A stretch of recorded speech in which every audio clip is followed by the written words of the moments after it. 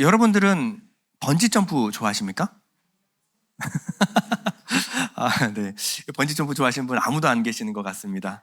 어떤 분들은요, 이 번지 점프를 너무 좋아해서 우리나라뿐만 아니라 세계 각지를 돌아다니면서 번지 점프를 체험하시는 분들이 있다라고 저도 들었습니다. 저는 번지 점프 너무 안 좋아합니다. 저한테 가장 큰 고민이 있다면 높은 데서 그냥 떨어뜨리는 겁니다. 그러면 저는 아는 것뿐만 아니라 모르는 것도 거짓말로 다 말해서 그 고문에서 벗어나려고 발버둥 칠 것 같습니다. 근데 번지 점프 좋아하시는 분들한테 물어보면요, 우리가 이제 생각했을 때 처음 뛰어내릴 때가 가장 무서울 것 같은데 그때가 가장 두려운 것이 아니라 떨어졌다가 다시 튕겨져 올라갈 때가 가장 두렵다라고 합니다. 왜냐하면 이게 우리는 이제 봤을 때 튕겨 올라가는 것이 이제 처음 그 위치는 아니지만 떨어지는 사람 입장에서는요, 다시 원점으로 올라가서 다시 떨어지는 느낌이 든다라고 해요. 그러니까 한 번은 참을 수 있는데 다시 떨어지기 위해서 올라갈 때가 가장 두렵다라고 합니다. 롤러코스터도 마찬가지죠. 롤러코스터도 가장 무서울 때는 떨어질 때인데 이때는 눈 한 번 딱 감고 참으면 견딜 수 있습니다.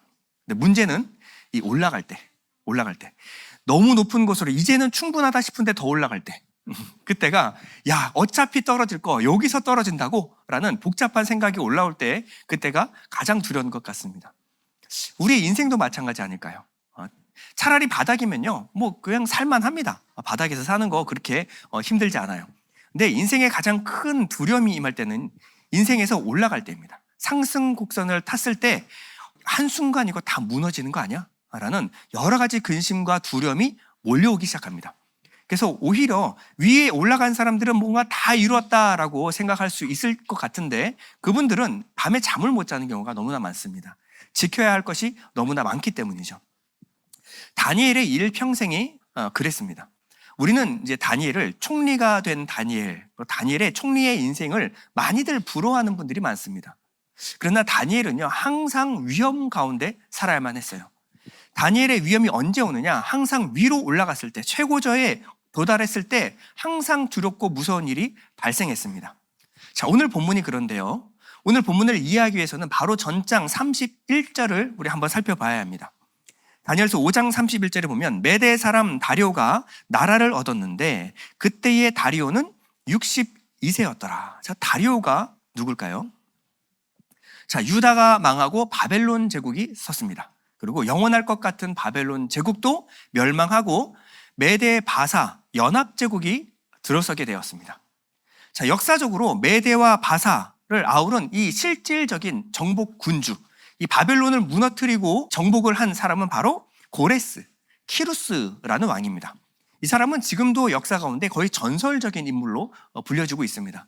그래서 이란 사람들에게 물어보면 이란 사람들의 자부심이 뭐냐면 나는 키루스의 후예다, 고레스의 후예다라는 자부심을 갖고 살아갈 정도로 이 사람은 굉장히 영웅적인 사람이었습니다.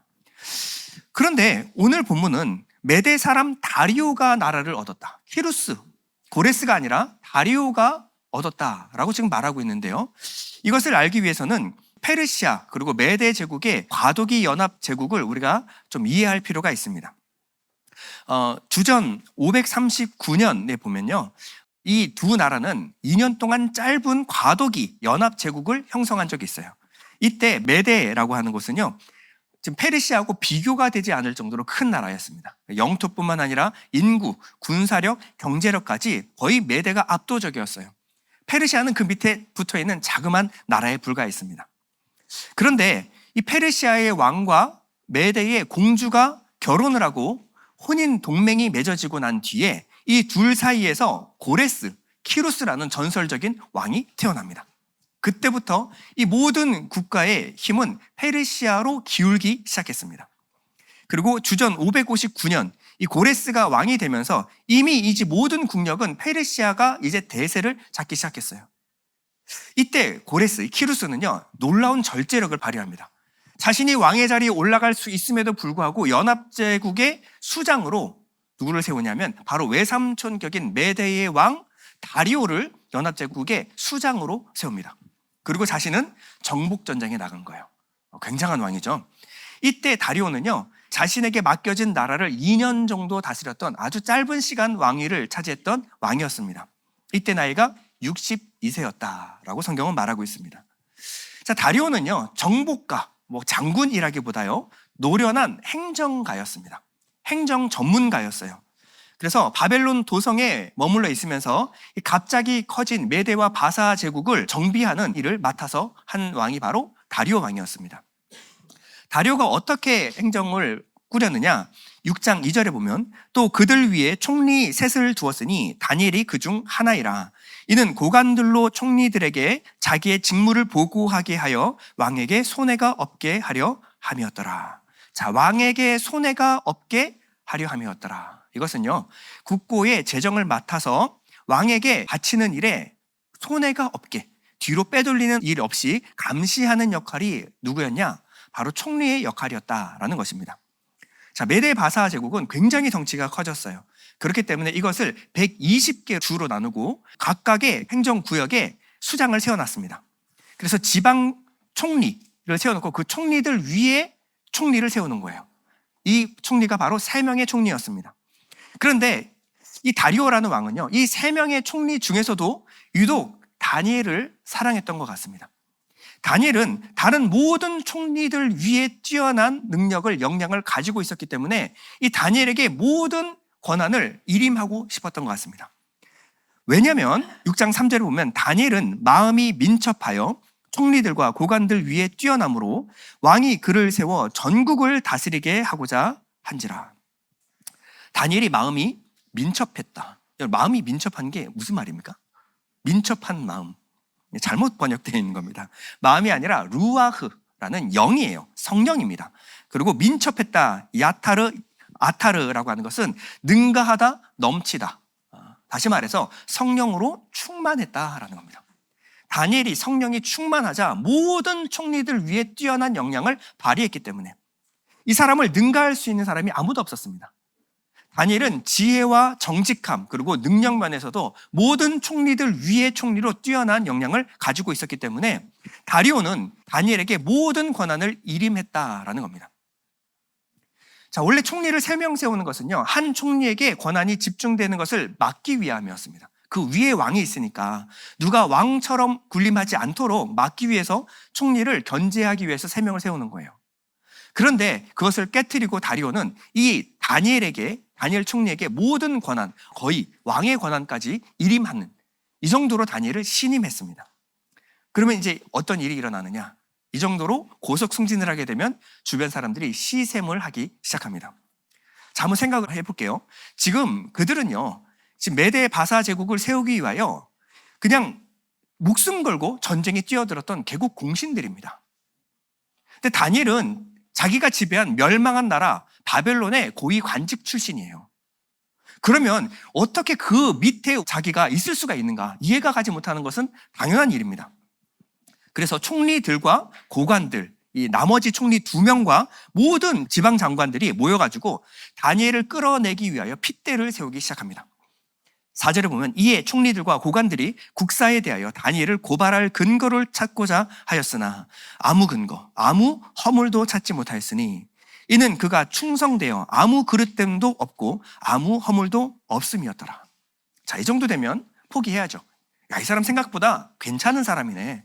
바벨론에서 거의 70년 가까이 고위 관직에 머물렀음에도 불구하고 흠 하나 찾아볼 수 없는 굉장히 정직하고 능력 있는 사람이구나 라고 하면 물러나야 되는데, 그럼에도 불구하고 이 고위 관직들은 다니엘을 죽이기까지 모의를 합니다. 자, 왜 그럴까요? 왜 그럴까요? 자, 그거는 이 앞에 있는 내용들을 잘 살펴보면 그 이유가 발견이 됩니다.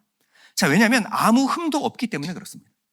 총리 다니엘이 다리오에게 총애를 받았던 이유가 단 한 가지예요. 총리는 뭐냐면 왕에게 손해를 끼치는 일이 없게 하는 것. 국고를 잘 맡아서 정직하게 왕에게 드리는 것. 그런데 다니엘이 이것을 잘해서 총애를 받았다면 나머지 2 총리와 나머지 고관들은 어떻다라는 얘기예요? 왕에게 손해를 끼치는 일이 많았다라는 겁니다. 그런데 다니엘은 성령이 충만해서 자기가 아무리 숨기고 교묘하게 수를 써도 그것을 다 잡아내는 거예요. 너무나 지혜로운 총리가 돼서 이 다니엘이 총리가 되면 자기가 뒷돈으로 받아먹는 것이 다 불가능하게 되었다라는 겁니다. 그러니까 이 다니엘을 어떻게든 끌어내려야 자기가 고위 관직에 머무는 동안 어떻게든 뒷돈을 챙겨 먹을 수 있는 겁니다. 자, 이 정도 다 뒤졌는데 아무런 허물을 찾지 못했을 때 정치판에서 하는 일이죠. 뭐라고 하죠? 허물이 없으면 만들어야지요. 자, 허물 그런 거는 만약에 뒤져서 안 나오면 만들면 되죠. 자, 그래서 뒤로 다 찾아보니까 허물이랄 건 없는데 다니엘의 특징이 하나 있었습니다. 뭐냐면 그 바벨론 제국이 있음에도 불구하고 유다 사람으로서 자신의 정체성을 지키고 자신의 하나님 여호와 하나님만 섬겼다. 이것이 다니엘의 유일한 특징이었어요. 그럼 이것을 가지고 허물을 만들어내자라고 계략을 하나 짜기 시작했습니다. 그래서 다리오에게 법안 하나를 제출했는데요. 그건 뭐냐면 30일 동안에 모든 백성들이 이 다리오 왕의 신의 위치에 올려놓고 이 다리오 왕께만 기도하고 감사합시다. 생각을 한번 해봅시다. 다리오 왕께서 이 모든 행정을 조직을 하고 평화를 가져다 주지 않았습니까? 그렇다면 이 고레스, 키루스만이 아니라 다리오 왕께 최소한 30일은 감사해야 되지 않겠습니까? 이거 솔깃하죠? 7절에 보면 나라의 모든 총리와 지사와 총독과 법관과 관원이 의논하고 왕에게 한 법률을 세우며 한 금령을 정하실 것을 구하나이다. 왕이여, 그것은 곧 이제부터 30일 동안에 누구든지 왕 외에 어떤 신에게나 사람에게 무엇을 구하면 사자굴에 던져넣기로 한 것이니이다. 이 다리오라는 왕은요, 고레스가 정복전쟁을 하는 동안 잠시 동안 임시정부의 수반으로 세워진 왕이었어요. 사실 자기도 왕인데 자기 조카 이 고레스, 자기가 봐도 강력한 군주입니다. 이길 수 없어요. 그래서 정복전쟁을 끝나게 오면 결국 왕의 자리를 내줘야 될 것은 다리오도 알고 있는 사실이었습니다. 이 불안한 권위에 대해서 서글픈 마음이 왜 없었을까요? 자기도 왕인데. 근데 어느 날 찾아와서 고위 관료들이 뭐라고 하면 나라의 모든 총리와 지사와 총독과 법관과 관원이 함께 의논했습니다. 뭐라고요? 이 다리오 왕께만 기도하고 감사하는 걸 그래서 30일 동안 제정합시다. 이 과장된 말에 현혹되기 시작했어요. 그렇지, 전쟁밖에 모르는 이 조카 이 고레스보다도 그래도 내가 이 모든 나라를 정비하고 평화를 가져다주는 나 같은 왕에게 좀 마음이 끌려오고 있는 것이 아닐까? 모든 고위 간직들이 이것을 합의를 하고 나한테 법안을 제출했으니까.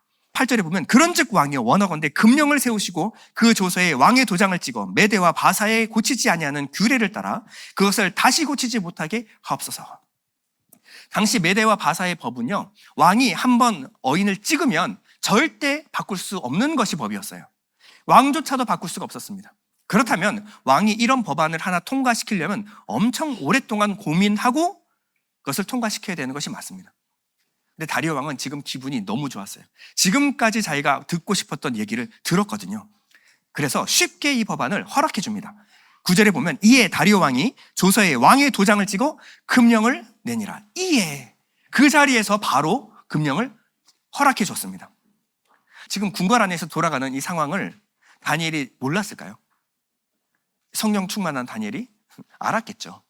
지금 어떻게 상황이 돌아가는지 너무나 잘 알았을 겁니다. 아니, 그 전부터 자기 뒷조사를 하고 캐내려고 하는 어떤 움직임이 있다는 것조차 알았을 거예요. 자, 이것을 알고 다니엘은 어떤 행동을 했을까요?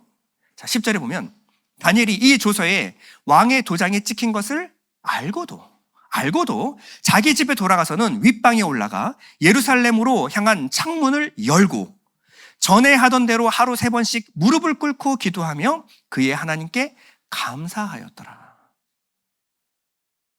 보통 여기서 여러분들은 많이 은혜를 받으시는 것 같습니다. 자, 은혜가 되십니까?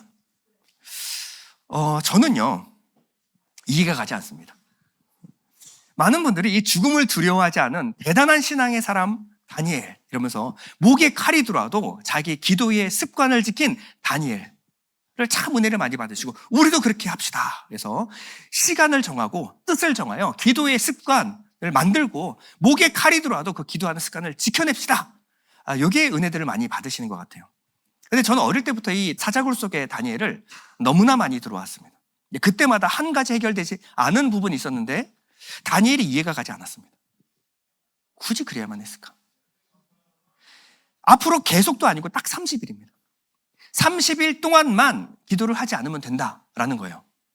그런데 만약에 다니엘이 30일도 참지 못했다라고 한다면 그러면 에스더처럼 그냥 다리오 왕에게 직접 찾아가는 겁니다. 이 모든 것은 다 왕을 높이려고 하는 것이 아니라 지금 고관들이 나를 죽이려고 계략을 짜고 있는 것입니다. 만약에 왕이시여 이것을 알고도 왕이 이것에 도장을 찍어주신다고 한다면 제가 제 발로 사자굴에 들어가겠습니다. 저는 계속 기도에 이 루틴을 지켜야 되기 때문에 다리오가 그것을 알고 찍느냐 마느냐. 만약에 찍으면 죽으면 죽으리라 자기가 스스로 사자굴에 들어가는 것이 더 멋있는 모습 아니에요? 그런데 다니엘은요 이것을 다 알고도 창문을 열어놓고 바라나 기도한다. 바라나 습관대로 기도한다. 하루에 3번. 굳이 이래야만 하겠는가라는 거예요. 제가 말씀드리고 싶은 것은요 본문이 말하고자 하는 바가 정말 거기에 포인트가 있는가. 기도의 습관을 지키자. 목숨 걸고 지키자. 자 그러면요 여러분 오늘 가서 한번 해봅시다.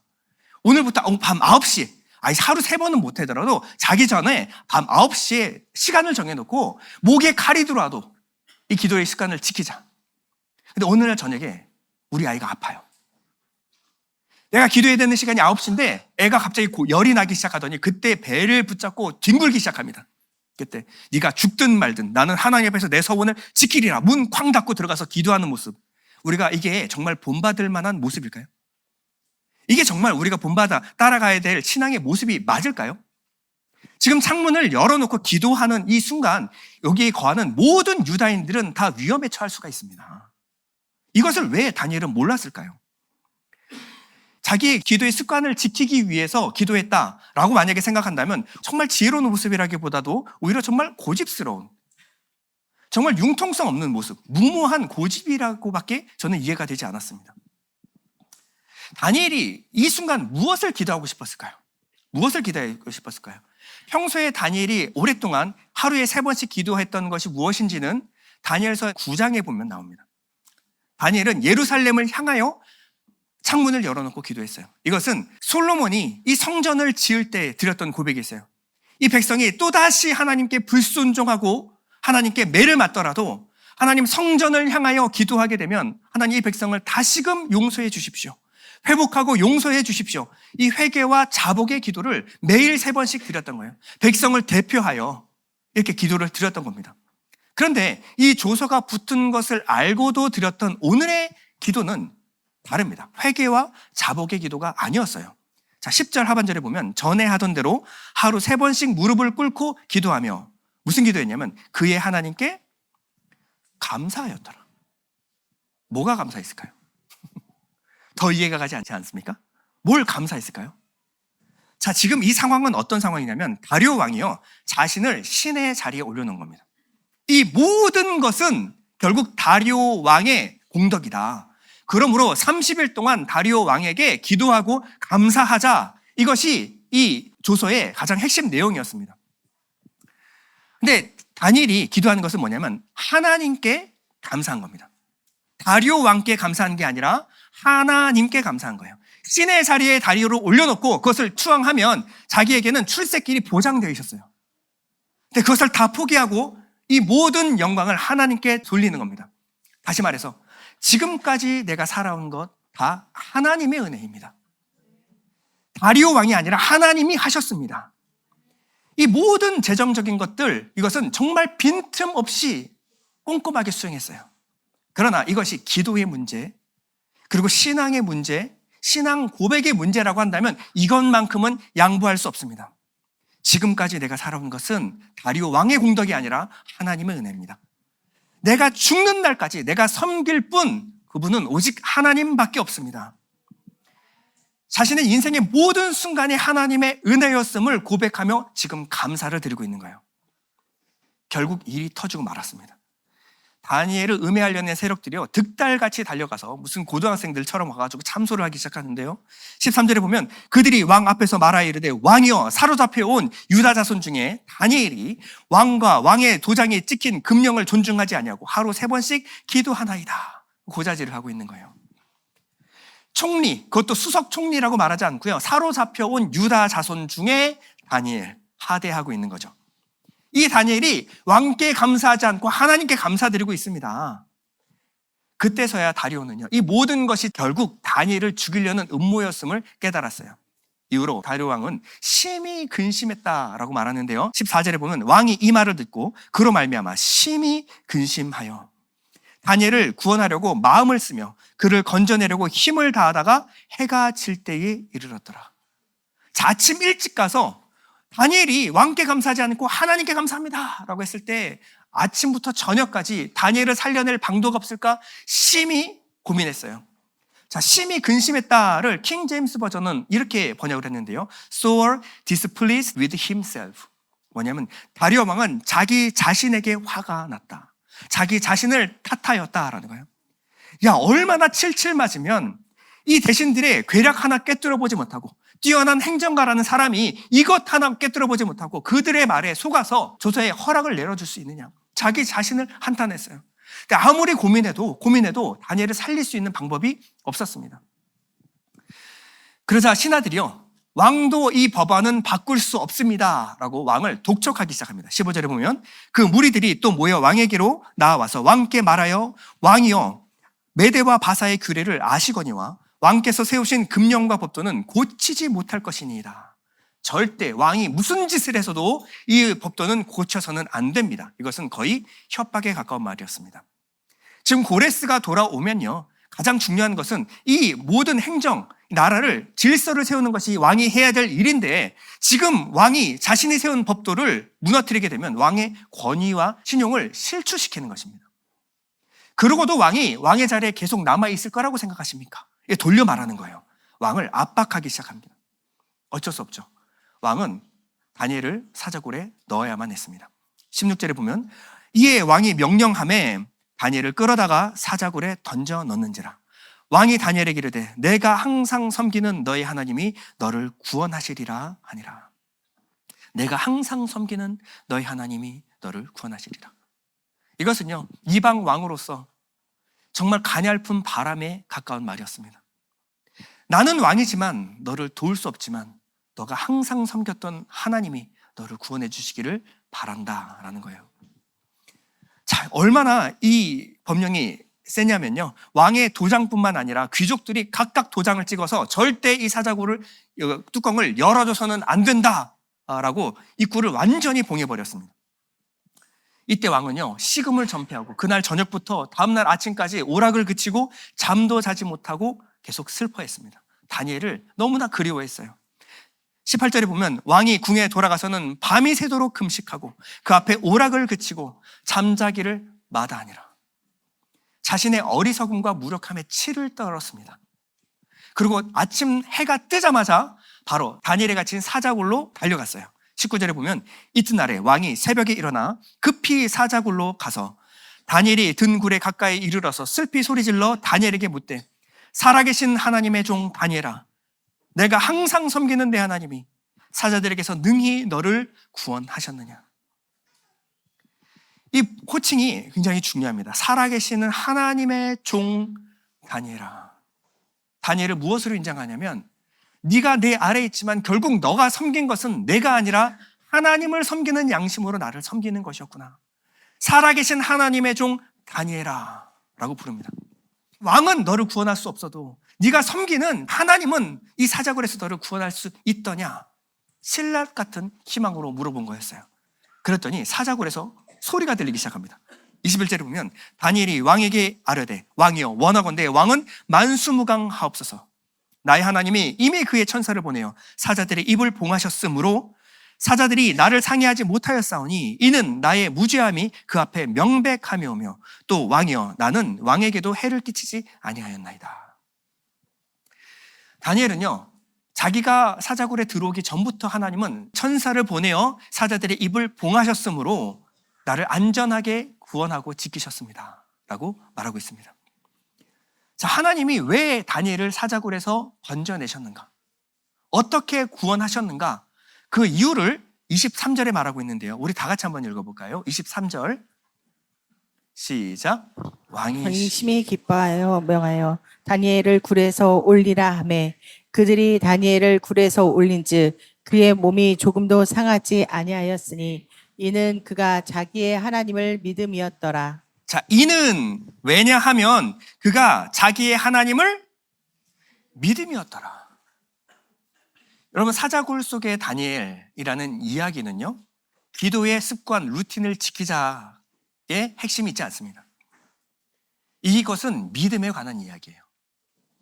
자, 다시 말해서 망해가던 유다, 그리고 바벨론, 그리고 메데바사, 그 이방 땅 중심에서 서로 물고 뜯고 헐뜯는 이 권력 중심에서 다니엘이 지금까지 살아남을 수 있었던 이유가 무엇이냐? 그것이 바로 다니엘의 믿음 때문이었다라는 겁니다. 왕은요, 참수하던 그 가족들까지 다 해서 사자굴에 집어넣습니다. 그러자 땅에 떨어지기도 전에 아주 그들은 비참한 최후를 맞이하는데요. 24절에 보면 왕이 말하여 다니엘을 참수한 사람들을 끌어오게 하고 그들의 처자들과 함께 사자굴에 던져넣게 하였더니 그들이 굴바닥에 닿기도 전에 사자들이 곧 그들을 움켜서 그 뼈까지도 부서뜨렸더라. 사자들이 그들을 움켜서 그 뼈까지 부서뜨렸다. 이것으로 볼 때 사자들의 식욕과 건강 상태는 아주 양호했음을 알 수가 있습니다. 자, 다니엘이 죽지 않았다는 것은요, 다니엘이 당한 고난의 강도가 약했기 때문에 그렇지가 않습니다. 다니엘이 살아남아서 올라올 수 있었던 것은요, 하나님께서 그 모든 고난에서 지키고 보호하시는 그 은혜가 이 시련보다 더 강했기 때문에 다니엘이 구원받은 거예요. 다니엘은요, 단 한 번만 사자굴에 들어가는 것이 아닙니다. 무슨 말일까요? 다니엘이 바벨론에 잡혀온 그 순간부터 그 삶의 전체가, 지금까지 살아온 그 삶의 전체가 사자굴 속의 삶이었습니다. 이 안에서 이 이방 땅 중심, 권력 중심에서 하나님 백성으로서의 정체성을 지키면서 살아가기 위해서는요, 매일매일이 사자굴 속에 살아가는 삶이어야만 했습니다. 다니엘이 단 한순간도 기도에 호흡을 늦추면요, 이 야수들이 득달같이 달려들어와서 사자들에게 잡혀먹을 수밖에 없는 삶을 살았던 것이 바로 다니엘이에요. 그러니 다니엘이 총리의 삶을 여러분 부러워하지 마십시오. 다니엘은 그 가운데 살아남기 위해서 정말 몸부림치며 기도해야만 했습니다. 다니엘은 그 모든 순간 절박한 마음으로 하나님을 붙들었고요, 하나님에 대한 신뢰와 믿음을 지켜내었습니다. 그리고 하나님은 그 다니엘을 보호하고 지켜내셨습니다. 이것이 바로 다니엘서가 우리에게 요구하는 믿음입니다. 다니엘은요, 유다가 망하는 것을 봤어요. 자, 유다가 망할 때 어떻게 망했죠? 하나님이 수많은 선지자들을 보냈어요. 회개하고 돌이켜라. 지금이라도 돌이키면 하나님께서 용서해 주실 것이다. 그러나 끝까지 돌이키지 않았습니다. 다니엘은 바벨론이 멸망하는 것을 봤어요. 바벨론이 멸망하기 전에 하나님은요, 느부갓네살에게 꿈을 통하여 말했습니다. 네 나라가 영원하지 않을 것이니 겸손해라. 그러나 느부갓네살은 다시 교만해졌습니다. 자기 친구들이 믿음을 지키기 위해서 풀무불 속으로 들어가는 것을 봐야만 했어요. 나중에는 벨사살 앞에서 하나님이 손가락들을 보여서 벽에다가 글씨를 썼습니다. 그냥 환상이 아니라, 꿈이 아니라 눈에 정확하게 보일 수 있도록 하나님께서 글씨로 써서 보여줬어요. 경고하고 또 경고했는데 바벨론은 결코 돌이키지 않고 교만했어요. 하나님은 타락한 이 세상을 향해서 경고하고 또 경고했지만 세상은 하나도 달라진 것이 없었습니다. 이러한 세상을 보는 다니엘은 어떤 심경이었을까요? 저도 때로는 다니엘의 마음이 이해갈 때가 있습니다. 말씀을 전할 때 보면요, 정말 잘 가고 계신 분들이 와가지고 회개를 하고요, 잘 가신 분들이 하나님 말씀을 통해서 제가 찔림을 받았습니다, 잘 하고 계시는데, 그분들은, 잘 하시는 분들은 더 잘해요. 그런데 결코 회개하고 돌이키지 않는 교만한 강팍한 마음을 갖고 계신 분들은 100번 1000번 말해도 절대 회개하고 돌이키지 않는 모습을 볼 때 제 마음이 어떻겠습니까? 하나님, 왜 계속 이 말씀을 전해야 될까요? 아니, 왜 그들에게 왜 이 말씀을 계속 전해야 될까요? 이런 슬럼프가 올 때마다 정말 하나님께 많이 묻곤 했습니다. 그때 하나님이 저에게 들려줬던 하나의 고백이 있습니다. 이게 뭐냐면 데니얼 맥탄지라는 사람의 고백이었는데요. 이 사람은 우리나라 사람들은 잘 모를 수 있는데 미국에는 일리노이 주지사로서 많이 존경받는 인물 중에 하나입니다. 이분은 어릴 때부터, 젊을 때부터 굉장히 유능하고 똑똑한 청년이었어요. 그러니까 미국 드라마에 보면 막 럭비부, 주장이었고 그리고 공부도 잘하고 얼굴도 인물도 잘생긴 정말 잘 나가는 인싸 중에 인싸였어요. 나중에 정책 분야에서 일을 하게 됐을 때도 정말 에너지 많고 유망한 청년이었습니다. 근데 그의 삶을 송두리째 바꿔놓는 사건이 하나 발생했는데 이것이 2007년 6월 22일 바로 뺑소니 사고였습니다. 그가 오토바이를 타고 가는데 트럭이 와서 치고 갔어요. 그리고 뺑소니로 도망가 버렸습니다. 급하게 응급실로 달려가서 수술을 받았지만 그의 하반신은 마비가 되어버렸습니다. 수술을 받고 물리치료를 아무리 해도 더 나빠지지 않는 것을 할 뿐이지 더 좋아질 일은 이제 없어져 버렸어요. 너무 고통스럽습니다. 그리고 그 순간만 생각하면 너무 억울했어요. 아무리 긍정적으로 앞날을 생각하려고 해도요, 그가 살아내야 될 현실은 너무 어둡고 슬픈 현실이었습니다. 이제 나아질 가능성은 단 하나도 남지 않았으니까요. 그런 그가 이런 고백을 합니다. 하나님은 나의 고통을 해결해 주지 않았습니다. 얼마나 간구하고 기도를 많이 했을까요? 근데 하나님은 나의 고통을 해결해 주지 않았습니다. 하지만 하나님은 내게 애통하는 법을 가르쳐 주셨습니다. 그 애통이 하나님을 더욱 가까이 하게 만들었습니다.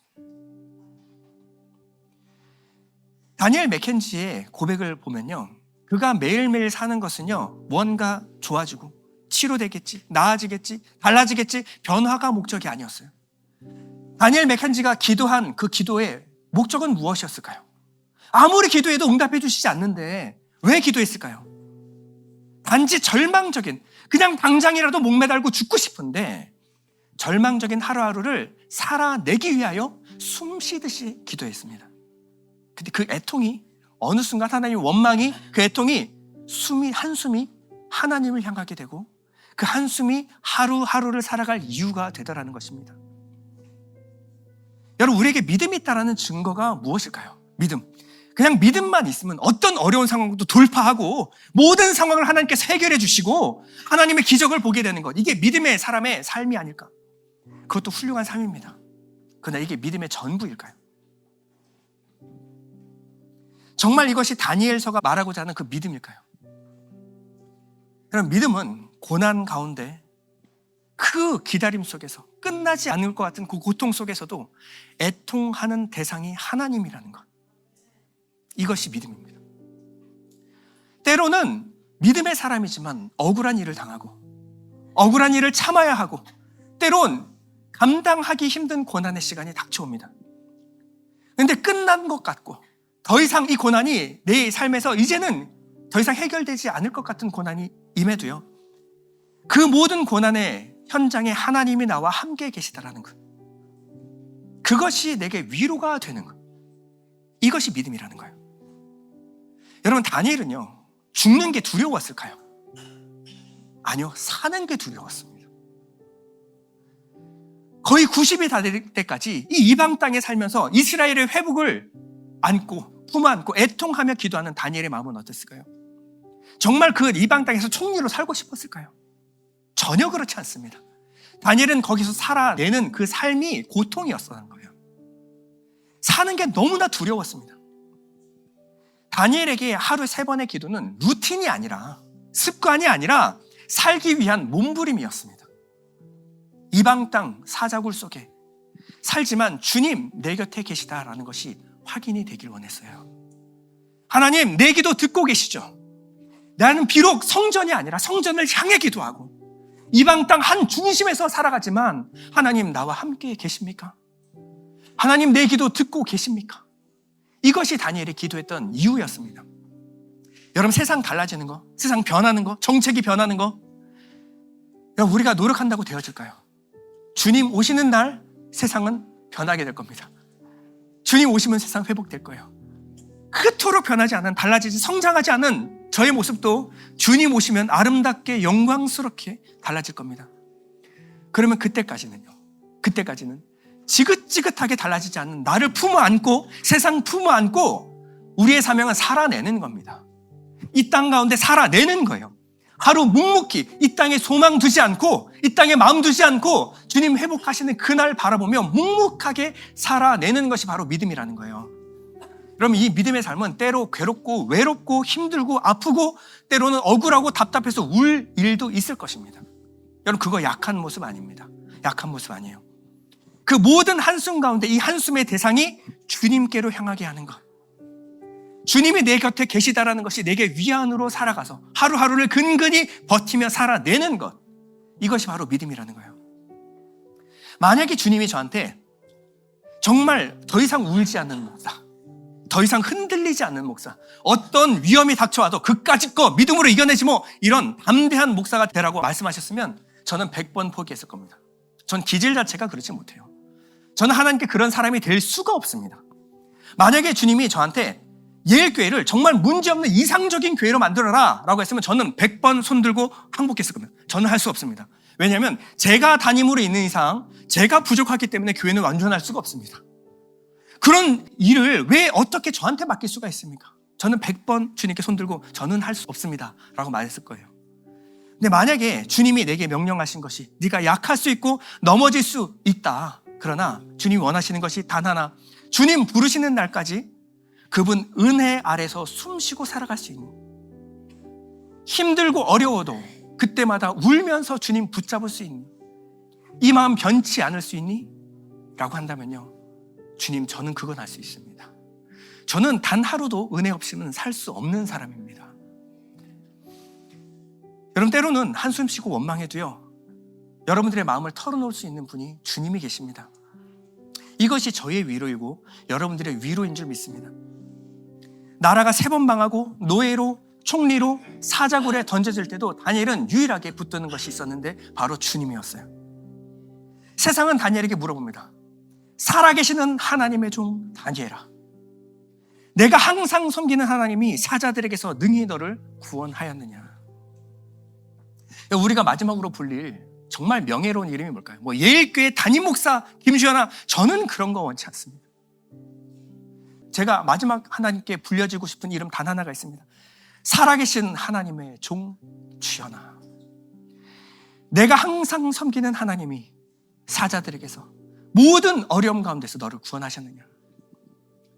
저는 저뿐만 아니라 여기 계신 모든 성도님들이 이렇게 고백할 수 있기를 간절히 원합니다. 아멘. 이 모든 순간, 그 지긋지긋한 열등감, 지긋지긋한 그런 외로움 가운데서도 주님은 나를 구원해 내셨습니다. 여러분, 울어도 주님 앞에서 우십시오. 아파도 주님 앞에서 우십시오. 그 모든 순간 주님과 함께 우시길 바랍니다. 우리 잠시 기도하겠습니다. 하나님, 내 모든 삶의 순간 주님 나와 함께 계시는 줄 믿습니다. 주님, 이것이 위로가 되게 하여 주시옵소서. 고난 당할 수도 있고 쓰러질 수도 있고 무릎 꿇을 수도 있고 울 수도 있지만 그 모든 순간 내 기도를 듣고 계시는 주님이 내 곁에 계시다는 것, 이것이 위로가 되게 하여 주시고 그것을 붙드는 것이 믿음이 되게 하여 주옵소서. 우리 잠시 기도하겠습니다.